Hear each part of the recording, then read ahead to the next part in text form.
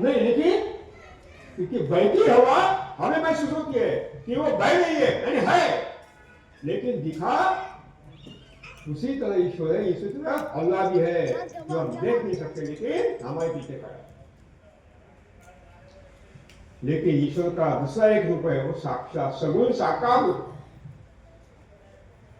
वो साक्षात प्रकृति, साक्षात प्रकृति ईश्वर का सगुण साकार रूप है।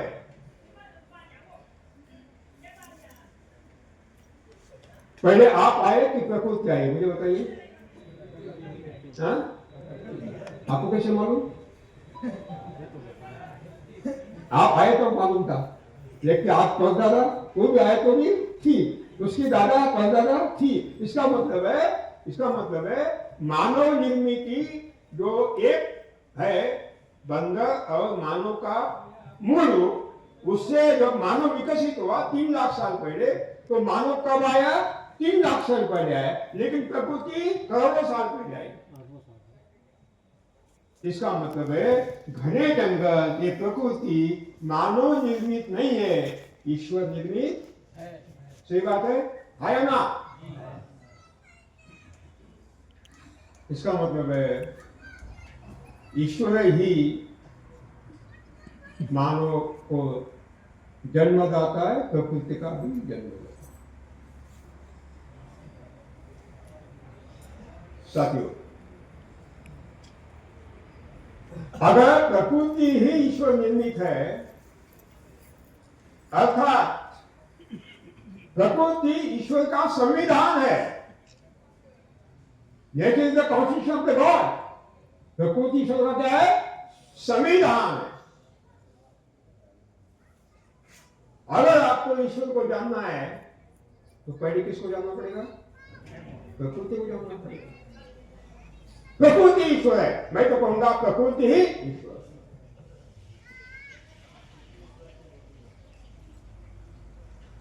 यानी प्रकृति पैगंबर है। कौन है? पैगंबर, पैगाम देने वाला। किसका पैगाम? अल्लाह का, भगवान। संदेश देने वाला संदेशवाहक।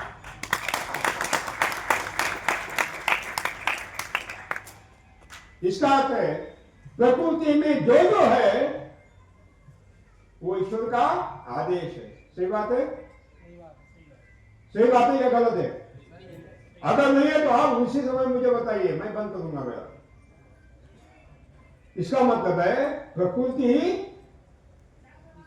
क्या? ईश्वर ही प्रकृति ईश्वर का संविधान है। इसका मतलब है प्रकृति में जो जो है वो ईश्वर निर्मित है। इसका मतलब है प्रकृति में जो है वो ईश्वर का क्या है? आदेश है। प्रकृति माने घने जंगल। घने जंगल में जाइए, वो विशाल का पेड़ अनगिनत फलों से लदा हुआ, बिना मानवीय सहायता, बिना मानवीय स्तर पर खड़ा है, अनगिनत फलों से लदा हुआ। आवश्यक जंगलों में आदिवासी भी नहीं होते, लेकिन विशाल का पेड़ अनगिनत फलों से लदा हुआ खड़ा, बिना मानवीय सहायता, बिना मानवीय। आप उस पेड़ के नीचे जाइए, घने जंगल, किसी भी पेड़ पौधे का कोई भी पत्ता तोड़े घने जंगल के, और दुनिया के किसी भी बंद करो, दुनिया के किसी भी प्रयोगशाला में उसका परीक्षण करें, घने जंगल के पेड़ पौधे का कोई भी पत्ता तोड़ो, दुनिया के किसी भी विख्यात आधुनिकतम प्रयोगशाला में परीक्षण करें, और जो प्रतिवेदन आया था, रिपोर्ट आएगी, वो रिपोर्ट आपको कहती है कि नाइट्रोजन की कमी नहीं है, फॉस्फेट की कमी नहीं है, पोटेश की कमी, कैल्शियम मैग्नीशियम गंधक की कमी नहीं है, सूक्ष्म खाद्य तत्वों की कमी नहीं है। इसका मतलब है खाद्य तत्वों की कमी नहीं है, सब कुछ मिल गया है। नाइट्रोजन मिल गया, फॉस्फेट मिल गया, पोटेश मिल गया है, माइक्रो न्यूट्रन जो चाहिए सब कुछ मिल गया है। किसने दिया? जंगल में मानव नहीं है, इसका अर्थ मानव ने नहीं दिया। दिया दिया नहीं दिया, लेकिन देने वाला तो कोई है। बगैर देने वाला को घटना कम होती नहीं। देने वाला है लेकिन मानव नहीं है। कौन है?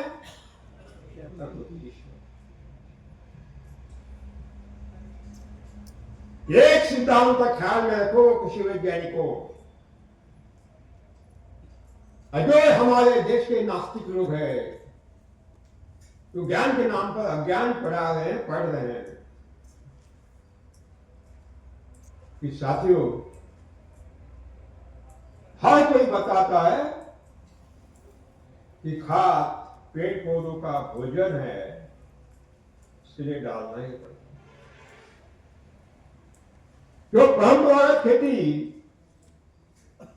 हजारों सालों से हमारे यहां चली आ रही है, गोबर के खाद पर आधारित। मेरे नाना भी वही करते थे, नाना के नाना भी वही करते थे। वो भी कहते हैं कि गोबर का खाद डालना ही सही बात है, क्योंकि भूमि में नहीं। एक जैविक वाले आ गए, ऑर्गेनिक वाले, वो बोलते हैं कंपोस्ट डालना ही पड़ता है, भूमि कंपोस्ट डालना ही पड़ता है, बागवानी में डालना ही पड़ता है। क्यों? क्योंकि खाद पेड़ पौधों का क्या है? भोजन। ये सारे कृषि वैज्ञानिक बता रहे कि रासायनिक खाद डालना ही पड़ता है। क्यों? क्योंकि खाद जड़ों का भोजन। हमारे वैदिक कृषि वाले बोलते हैं कि पंचगव्य डालना ही पड़ता है क्योंकि वो भोजन है, अग्निहोत्र जलाना पड़ता है क्योंकि भोजन है। हमारे जो मित्र है योगिक कृषि वाले बोलते हैं मंत्र पठन करना ही पड़ता है, योग साधना करना ही पड़ता है, खाद की कोई आवश्यकता नहीं। आज तक जितने भी कृषि तकनीक आ रहे हैं, आज तक लगभग 12,000 साल हुए ये कृषि तकनीक मानव समाज अमल में ला रहा है। वो ये कहीं दावा करता है कि खाद फसल के जड़ों का भोजन है, इसलिए खाद डालना ही। मेरा सवाल है, जंगल में खाद की क्यों आवश्यकता नहीं है? जंगल में खाद की क्यों आवश्यकता नहीं? उनको भी आवश्यकता है, लेकिन वहां तो खाद नहीं है, क्यों मिल रहे हैं अनगिनत फल ऐसा? इसका मतलब है इनका दावा सच नहीं है, सत्य नहीं है, झूठ। सत्य यह है, कोई भी खाद किसी भी पेड़ पौधे का भोजन नहीं है, डालने की आवश्यकता ही नहीं है। जब जब भी मेरा ये दावा मैं पेश करता हूं, बवाल खड़ा होता है, बवाल खड़ा होता है। कृषि वैज्ञानिक खड़े हो जाते हैं, क्या कह रहे हो, कैसे बोल रहे हो आप? हमारे को ऑडिट वाले खड़े होते हैं, ऐसे कैसे बोल रहे हो, खाद तो डालना ही पड़ता है गोबर का खाद। ये भी बोलते क्या कर रहे हो आप, कंपोस्ट वर्मी कंपोस्ट डालना ही पड़ता है, बागवानी में डालना ही पड़ता है। मैं उनको दोष नहीं दूंगा, मैं उनको दोष नहीं, क्योंकि बचपन से जो हम पढ़ते हैं, अज्ञानी पढ़ रहे हैं, ज्ञान पढ़ते ही नहीं तो क्या करेंगे? यही पता, नकली जीवन जी रहे, असली जीवन नहीं जी रहे। मैं उदाहरण दूंगा। और घने जंगल के विशाल का पेड़ अनगिनत फलों से लदे हुए खड़े हैं, बिना मानवीय सहायता, बिना मानवीय अस्तित्व खड़े हैं। नाइट्रोजन की कमी नहीं है, पोटेश की कमी नहीं है, फास्फेट की कमी नहीं है, कोई खाद्य की कमी नहीं, सब कुछ मिल गए हैं। हमने नहीं दिए लेकिन मिल गए, भगवान ने दिए। इसका मतलब है भगवान की कोई तो भी व्यवस्था तो होनी चाहिए ना। बल्लारा जी ने आपको बुलाया, शर्मा जी ने आपको बुलाया, बुलाने के बाद वो दौड़ गए थे क्या भोजन कहाँ करना है, क्या करना है, कहां से डाल लाना है, कि पहली व्यवस्था कर दी बाद में बुलाया? ये बताइए। आपके निवासी भोजन की व्यवस्था पहले कर दी बाद में आपको बुलाया कि आपके आने के बाद ढूंढ रहे थे? पहले कर दी। यानी जन्म से पहले खाने पीने की भगवान का दायित्व है, व्यवस्था है। जन्म के पहले खाने पीने की व्यवस्था।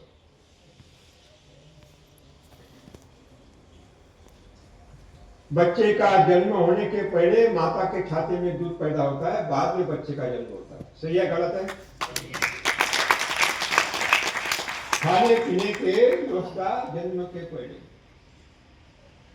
तो क्या मानव को धरातल भेजने के पहले हमारी व्यवस्था उसने नहीं की? माता का दूध पीते ना। तो पेड़ पौधों को ऐसे ही रखेगा भगवान अल्लाह? उसकी भी व्यवस्था, लेकिन वो व्यवस्था मानव के हाथ में नहीं थी। और मालूम है कि मानव कितना खतरनाक है यहां बैठे हुए छोड़कर।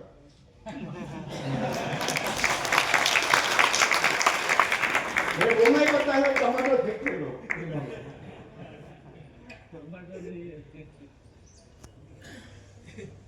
साथियों,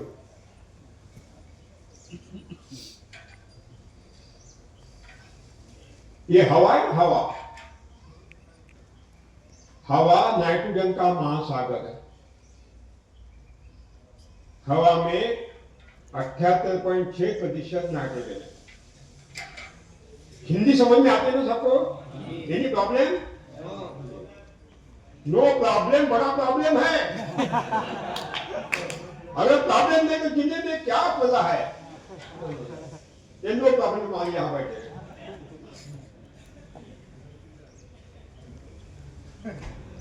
78.6% nitrogen existed in the atmosphere. नत्रवायु का महासागर है हवा। हवा में पत्ते हिल रहे डुल रहे। अगर इच्छा हुई तो ठेठ हवा से नाइट्रोजन ले सकते हैं, लेकिन ईश्वर ने किसी भी पेड़ पौधे के हरे पत्ते को हवा से नाइट्रोजन लेने की क्षमता नहीं दी। नहीं, यानी पत्तों ने नहीं दिया, मानव ने नहीं दिया, तो भी मिल गया, तो भी मिल गया। देने वाला है तो मिलेगा, नहीं तो नहीं मिलेगा। दस्तूर है ईश्वर के सिद्धांत का। इसका मतलब है जड़ों के पास कोई जीव है जिसने वो नाइट्रोजन जड़ों को, वो है सूक्ष्म जीवाणु। कौन है? सूक्ष्म। ईश्वर ने, अल्लाह ने मानव को ये दायित्व नहीं दिया, जवाबदारी नहीं दी, जिम्मेदारी नहीं दी, जीवाणु को दी। मानव को कुछ दिया ही नहीं ईश्वर ने, कुछ करना ही नहीं है, कुछ करना ही नहीं है। सब कुछ पका हुआ है। जिस जीवाणु को ये दायित्व दिया है उसका नाम है हवा से नक्ष वायु लेकर जड़ों तक पहुंचने वाला सूक्ष्म जीवाणु। अंग्रेजी में कहते हैं नाइट्रोजन फिक्सिंग बैक्टीरिया। एक है सहजीवी, दूसरा है असहजीवी, सिम्बायोटिक, नॉन सिम्बायोटिक। दो प्रकार के नाइट्रोजन देने वाले, उपलब्ध करने वाले जीवाणु होते हैं। राइजोबियम सहजीवी है, माइक्रोराइजा फंगस सहजीवी है, जो सीधा हवा से नाइट्रोजन देते हैं और जड़ों के हाथ में देते हैं। कहां देते हैं? जड़ों के हाथ में देते हैं। लेकिन जड़ें फुकट में नहीं लेती, जड़ें फुकट में नहीं लेती। उसके बदले में जड़ें वो जीवाणु का भोजन खिलाती है। क्या खिलाती है? अरे जड़े जीवाणु को भोजन खिलाते और बदले में जीवाणु क्या खिलाते? नाइट्रोजन खिलाते। सहजीवन है, सिम्बायोसिस है। मानव को छोड़कर कोई भी फोकट का, मैंने नहीं बोला, आपने बोला।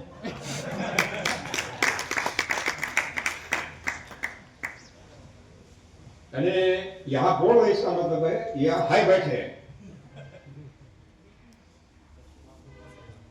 80 करोड़ लोगों को फोकट का अनाज मिल रहा है ना, तो बहुत 140 करोड़ में 80 करोड़ बने, बहुत हो गए ना। तो साथियों, बात बताने की है कि ये ठेका मानव को नहीं दिया, किसको दिया? जुआन। इसका मतलब है खाद नहीं चाहिए, यूरिया नहीं चाहिए, यूरिया नहीं चाहिए, अम्ल सल्फेट नहीं चाहिए। भूमि में है, हवा में है, केवल हवा से लेकर जड़ों को पहुंचने वाला क्या चाहिए? अरे मुझे बताइए, यूरिया डालना है कि भूमि में जीवाणु डालना है? जीवाणु डालना है, राइट? That is correct. ये जीवाणु कारखाने में पैदा नहीं होता। मानव को निर्माण करने की क्षमता ईश्वर ने नहीं दी है। मानव निर्माता नहीं है। Human cannot create anything because God has not given the creation power to the human being. मानव, ईश्वर ने मानव को निर्मित क्षमता नहीं दी है। आज हमारा विज्ञान मंगल पर गया है। मंगल के बाहर दूसरे नक्षत्र पर गया है मंगलयान, इतना विकसित हुआ है। लेकिन मेरी आह्वान है इन वैज्ञानिकों को, इतने बड़ा विकसित है विज्ञान, हिम्मत है तो गेहूं का दाना कारखाने में पैदा करके दिखाओ। संभव है? संभव है? क्यों नहीं? क्यों नहीं? क्योंकि ईश्वर ने हमें निर्मित क्षमता, हम कुछ भी निर्माण नहीं कर सकते। ख्याल में, चावल का दाना कारखाने में पैदा नहीं कर सकते। ये एकाधिकार किसका है? गेहूं का एक दाना डालिए 2500 दाने, चमत्कार है, चमत्कार कम करता है। इसका मतलब है कि ये जो जीवाणु है, जो हवा से नाइट्रोजन लेते, जड़ों को उपलब्ध करते, कारखाने में पैदा नहीं होते। कारखाने में कोशिका विभाजन होता है, एक कोशिका के 2 कोशिकाएं बनती है, सेल डिवीजन होता है, निर्माण नहीं होता, निर्माण नहीं होता। केवल 2 कारखाने हैं जिसमें ये जीवाणु की निर्मित होती है। वो है देशी गाय की आंत और देशी केंचुओं की आंत। आंत माने इंटेस्टाइन, क्या बोलते हैं आप उसको? आंत ही बोलते हैं ना। अरे हमारे देशी गाय की आंत और देशी केंचुओं की, देशी गाय के आंत में ये पैदा हुए कि काय में आ गए? गोबर में आ गए। गोबर भूमि में गया, कहां गए? भूमि में गए, भूमि में फैल गए और हवा से नाइट्रोजन लिया, जड़ों को उपलब्ध कर दिया। यूरिया डालने की आवश्यकता है क्या? ये क्यों बोल रहे हैं 1.5 लाख रुपए पगार देने वाले? ज्यादा नहीं बोलते हैं। इसका मतलब है ये सच बोलने का झूठ है। ये धार्मिक, ये सिद्धांत रखा भूमि में कुछ भी नहीं, ऊपर डालना पड़ता है खाद। ये झूठ बोल रहा है। क्यों बोल रहा है? क्योंकि उसका नाम है ये लाई या बीगा।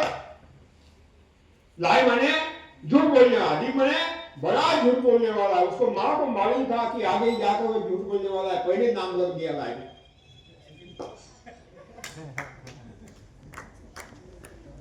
जो झूठे लाई के सिद्धांत पर एक कृषि विज्ञान खड़ा है एग्रीकल्चर यूनिवर्सिटी का, ग्रीन रिवॉल्यूशन का, क्या वो सच हो सकता है? नहीं, वो भी अज्ञान।